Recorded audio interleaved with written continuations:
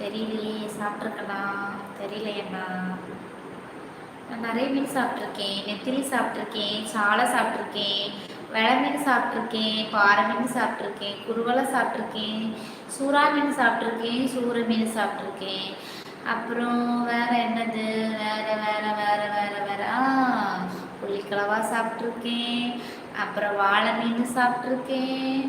அப்புறம் தேலி சாப்பிட்ருக்கேன். சிலேபி சாப்பிட்ருக்கேன். அதுக்கப்புறம் நவரை சாப்பிட்ருக்கேன். புளிச்சாலை சாப்பிட்ருக்கேன். அப்புறம் அயில மீன் சாப்பிட்ருக்கேன்.